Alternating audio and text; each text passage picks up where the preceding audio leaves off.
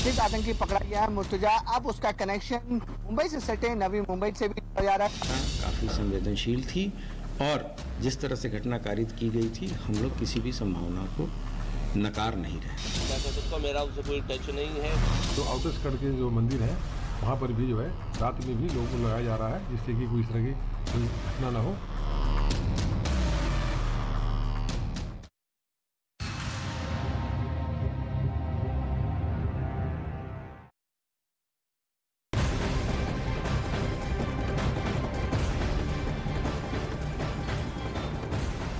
नमस्कार, स्वागत है आपका न्यूज 18 इंडिया पर। मैं हूं आपके साथ अनामिका सिंह।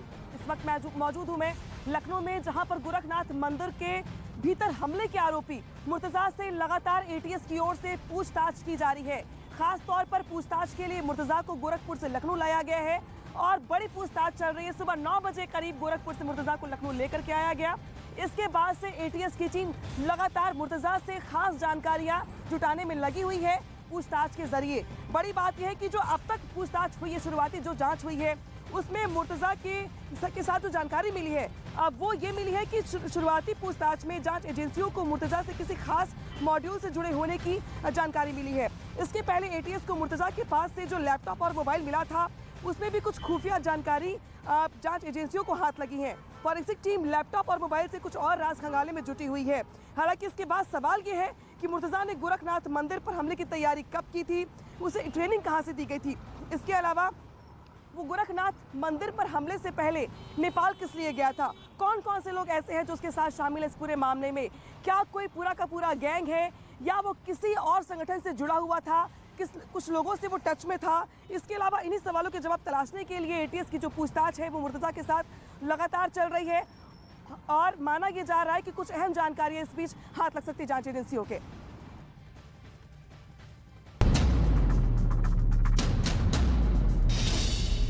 गोरखपुर कांड का आरोपी मुर्तजा इस्लामिक स्टेट से जुड़ा था।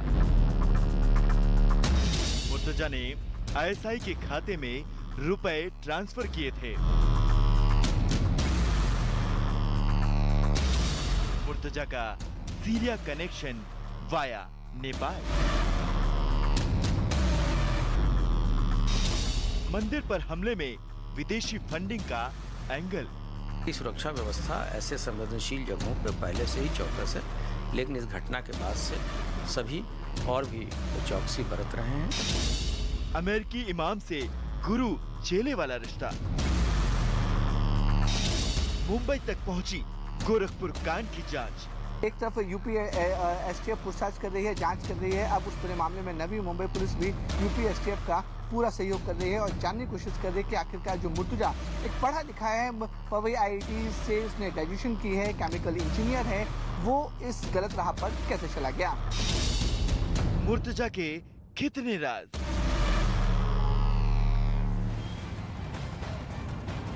और इस पूरे मामले को लेकर एडीजी प्रशांत कुमार ने अहम जानकारी दी है। प्रशांत कुमार ने ये कहा है कि ये घटना बेहद संवेदनशील है। मुर्तजा से जांच और पूछताछ के दौरान जो अहम जानकारियां हैं वो जुटाई जा रही हैं। हालांकि इस बात से इनकार नहीं किया जा सकता है कि एक बहुत बड़ी घटना थी जो होते होते टल गई, लेकिन अब जो जांच एजेंसियां इस बात को खंगाल रही हैं कि इस मुर्तजा के साथ और कौन कौन से लोग शामिल थे, इसके एजेंडे में क्या था, ये नेपाल किस लिए गया था और क्या गोरखनाथ मंदिर के अलावा भी इसके टारगेट पर कुछ और भी स्थान थे। गोरखपुर मठ हमला मामले के आरोपी मुर्तजा को यूपी एटीएस लखनऊ लेकर पहुंची है। पूछताछ लगातार जारी है। हमारे साथ इस वक्त मौजूद हैं Prashant Kumar, ADG law and order. पूछताछ कहां तक पहुंची है तो सर, क्या मोटिव निकलकर सामने आ रहा है? अभी इसमें केवल यही प्रोग्रेस है कि अभियुक्त लखनऊ ले आया गया है और उससे पूछताछ की जा रही है। जैसे ही कोई लाभप्रद सूचना होगी इस केस के या इस घटना के पर्दाफाश करने की, हम प्रेस के साथ, मीडिया के साथ अवश्य शेयर करेंगे। और इस मामले की गंभीरता को देखते हुए मैं अपील भी करूंगा कि बहुत सारी चीज़ें मीडिया में आ रही हैं जिनका कोई बेस नहीं है, तो जो आधिकारिक वर्षन पे ही जाने की आवश्यकता है। और शुरुआती दिनों में ही ये बताया गया था कि ये गंभीर मसला है और एक महत्वपूर्ण संस्थान पे अटैक करने की साजिश थी और हम लोगों ने किसी भी संभावनाओं को रूल आउट नहीं किया था तथा ये स्पष्ट किया था कि जो चीज़ें या जो घटना करने का तरीका था वो सामान्य नहीं था। इसके कारण इसको एंटी टेररिस्ट स्क्वाड को ये विवेचना ट्रांसफ़र की गई है और उसके तहत ही अभियुक्त पुलिस कस्टडी में यहाँ लाया गया।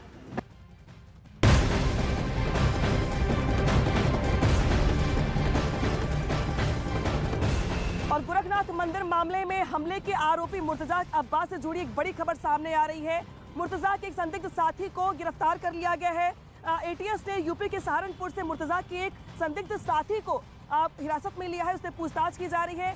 सोशल मीडिया अकाउंट से लेकर तमाम जिस जगहों पे को खंगालता था लैपटॉप के जरिए, उन चीज़ों को भी यूपी एटीएस की ओर से खंगाला जा रहा है, जानकारी जुटाई जा रही है। और जो उसका साथी जिसको उठाया गया है सहारनपुर से, उससे भी गुप्त स्थान पर ले जाकर मुर्तजा के बारे में जानकारी ली जा रही है कि वो इसके पहले मुर्तजा से किस जगह पे मिला था, उसे किस तरीके से टच में आया था, मुर्तजा ने उससे कौन कौन सी बातें साझा की थी और उन दोनों का एजेंडा क्या था, मुर्तजा के बारे में वो क्या क्या जानता है, मुर्तजा के बैकग्राउंड के बारे में वो क्या क्या जानता है, कब वो मुर्तजा के संपर्क में आया था। और इससे जुड़ी बहुत सारी जानकारियां ऐसी जो मुर्तजा को लेकर लगातार सामने आ रही हैं। उसको लेकर जो सहारनपुर से व्यक्ति उठाया गया है उससे यूपी एटीएस की ओर से पूछताछ की जा रही है। और अब शुरुआती जांच पड़ताल में मुर्तजा से पूछताछ के बाद जो जानकारियां सामने आ रही हैं उसके बारे में अपने दर्शकों को कुछ जानकारी दे दें। किस तरीके से जो मुर्तजा को एटीएस जिससे पूछताछ कर रही है गोरखनाथ हमले के आरोपी उसके मुताबिक वो आतंकी संगठन अलकायदा के कट्टरपंथी यमन अमेरिकी इमाम अनवर अली अलाकी से प्रेरित था। इसके अलावा Ahmad Murtaza Islamic awakening forum पर कट्टर इस्लामिक बातें सुनता था और उससे जुड़े सवाल पूछा करता था। उसने 29 अमेरिकी डॉलर से एक इंटरनेशनल सिम भी खरीदा था जिससे फेसबुक और टेलीग्राफ पर साइट बनाई गई थी। इसके अलावा अहमद मुर्तजा सीरिया, आईएसआईएस और अरब क्रांति से जुड़े वीडियोस देखा करता था और वो स्कूल के समय में आतंकियों के पकड़े जाने या मारे जाने पर परेशान हो जाया करता था। साल 2011-12 में उसका झुकाव सीरिया की तरफ हुआ था। यही वजह है कि उसने 2012 से 2015 के बीच नेपाली खातों से सीरिया में आईएसआईएस को पैसे भी भेजे थे। इसके बाद 2020 और 21 के बीच अहमद मुर्तजा ने एक बार फिर नेपाली खातों से 8 लाख रुपए सीरिया भेजे थे। यानी कि ये अहम जो जानकारियां हैं इसके मुताबिक जो अहमद मुर्तजा है ये काफ़ी लंबे समय से ही जिस तरीके से आतंकी संगठन उनके संपर्क में था, उनके वीडियोस खंगाला करता था, देखा करता था, आतंकियों के मारे जाने पर परेशान हो जाया करता था। और अब गोरखनाथ मंदिर में हमले के मामले को लेकर के जिस तरीके गोरखपुर के गोरखनाथ मंदिर के बाहर पीएसी के जवानों पर जिस तरीके से हमला करने के बाद मुर्तजा से पूछताछ की जा रही है उसमें जांच एजेंसियों को अहम सुराग हाथ लगे हैं। लेकिन बड़ी बात यह है कि जिस तरीके से अहमद मुर्तजा का झुकाव आईएसआईएस संगठन की तरफ था, उसने अपने खाते में से पैसे भी कुछ ट्रांसफ़र किए थे। अहमद मुर्तजा के विदेशों से कनेक्शन के बाद खुफिया एजेंसी अब एक्टिव हो गई हैं। पूरे प्रदेश में हाई अलर्ट जारी कर दिया गया है। धार्मिक स्थलों की सुरक्षा को बढ़ा दिया गया है और यूपी एटीएस की टीम यूपी से लेकर मुंबई तक अहमद मुर्तजा से जुड़े लोगों की धरपकड़ के लिए छापेमारी कर रही है। पुलिस को अहमद मुर्तजा के घर से एक एयर गन भी मिली है जिसे वो निशाना लगाने की प्रैक्टिस किया करता था। यानी कि बहुत सारी बातें जो अब तक जांच के दौरान सामने आई हैं उससे ये बात पता चलती है कि अहमद मुर्तजा लंबे समय से ही आतंकी संगठनों के संपर्क में था। उनसे वो उसकी जो सिंपैथी थी वो भी दिखाई दे रही है, किस तरीके से वो आतंकी संगठनों की वीडियोस खंगाला करता था। और अब बड़ी बात सामने आ रही है जिसके मुताबिक जो अहमद मुर्तजा है वो काफ़ी लंबे समय से आतंकी संगठनों की वीडियोस देख कर उससे प्रेरित था और उन वीडियोस को खंगाल करके वो किस तरीके से एक्ट करने का प्रयास करता था वो भी यहाँ पर दिखाई दे रहा है। हालांकि पुलिस को उसके घर से एयर गन भी मिली है जिससे वो प्रैक्टिस करता था निशाने लगाने की।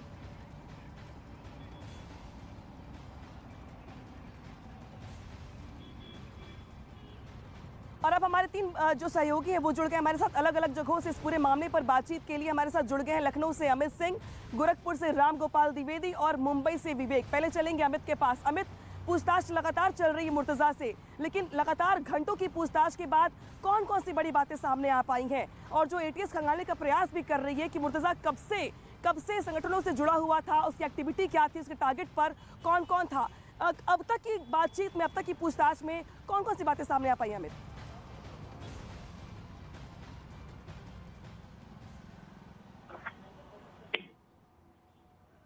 जुडिशियल कस्टडी में यानी न्यायिक हिरासत में मुर्तजा, आरोपी मुर्तजा था, उसे लेकर हेडक्वार्टर पहुंची है लखनऊ, और लखनऊ में लगातार पूछताछ जारी है। देखिए, विदेशी फंडिंग का मामला है कि नहीं इस पूरे मामले में, टेरर फंडिंग का मामला है कि नहीं, क्योंकि जिस तरीके से उसके नेपाली खाते से सीरिया पैसा भेजना लाखों के अमाउंट में, वो उन सब मामलों को देखते हुए अब मनी ट्रेल का पता लगाने के लिए खासतौर से एटीएस जो है वो लगातार यहाँ पर इन्वेस्टिगेशन कर रही है। इसके अलावा जो उसके लैपटॉप्स से मोबाइल फ़ोन से, इसके पेन ड्राइव से जो बरामद किए गए हैं, जिस तरीके से ISIS के वीडियोस, उससे ये तार जोड़ने की कोशिश कर रही है कि क्या कोई आतंकवादी संगठन से मुर्तजा का कोई साठगांठ है या नहीं, सिंपैथाइजर है या नहीं। ये वो सवाल है, क्योंकि जब प्रशांत कुमार से हमने बातचीत की, यूपी पुलिस के ADG लॉ एंड ऑर्डर है, तो उनका साफ साफ ये कहना था कि कोई आतंकवादी घटना को रूल आउट नहीं किया जा सकता। यही वजह है कि जिस तरीके से मुर्तजा ने गोरखनाथ मठ के बाहर जिस तरीके से उसने हमला करने की कोशिश की, उसके बाद जितने भी तीर्थ स्थल है वहाँ पर सुरक्षा व्यवस्था और चुस्त कर दी गई है। तो फिलहाल सवालों के जवाब तलाशने की कोशिश है, और सुबह 9 बजे से लगातार ATS की टीम जो है वो पूछताछ कर रही है मुर्तजा से। तो जाहिर तौर पे जो सवाल जानने की कोशिश होगी, वो सवाल जैसे ही निकल कर सामने आएगा वो फिर मीडिया से साझा किया जाएगा। अमित, आपके पास आएंगे, वापस लौट के रामगोपाल के पास चलते हैं। रामगोपाल, बड़ी बात यह है कि गोरखपुर का रहने वाला जो उसका बैकग्राउंड है वो भी तलाशने का प्रयास किया जा रहा है पुलिस की ओर से, कि उसकी फैमिली मेंबर्स में और कौन कौन लोग थे और हैं जिनको इसके बारे में जानकारी मिल रही थी।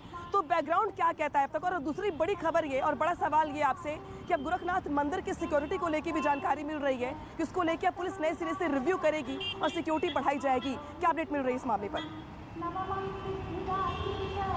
बिल्कुल, सबसे पहले आपने जो दूसरा सवाल किया उसका जवाब दे देता हूं। इस वक्त मैं वहीं पे खड़ा हूं जहां पे ये घटना हुई थी, और उस घटना के बाद से गोरखनाथ मंदिर के इस गेट से कोई भी व्यक्ति बिना जांच के अंदर नहीं जा पा रहा है। और बाकायदा देखिए यहाँ पे चेकिंग की जा रही है, और एक एक व्यक्ति की यहाँ पे चेकिंग की जा रही है। जो गाड़ी से आ रहे हैं, जो कार से आ रहे हैं, बाइक से आ रहे हैं, उनकी बाकायदा चेकिंग की जा रही है। जो सामान है उसकी भी चेकिंग की जा रही है। उसके बाद लोगों को मंदिर के अंदर प्रवेश मिल रहा है, और साथ ही आज गेट पे ये एक गार्ड तैनात कर दिया गया है, जो सशस्त्र गार्ड दोनों तरफ, ये एक तरफ सशस्त्र गार्ड इनको तैनात कर दिया गया है। ये बाकायदा हथियारों से लैस हैं और बुलेट प्रूफ जैकेट भी पहने हुए हैं। और इसी तरीके से जो दूसरी तरफ जहां पे ये घटना घटी थी, उस तरफ भी ये गार्ड तैनात कर दिए गए हैं। और यहाँ पे भी अब वो सशस्त्र गार्ड हैं जो खूब एकदम अब यहाँ पे तैयार है। और यही वो जगह है जहाँ पे उस दिन ये घटना घटी थी। तो इस समय ये सुरक्षा व्यवस्था यहाँ गोरखनाथ मंदिर की है आराम का। और जी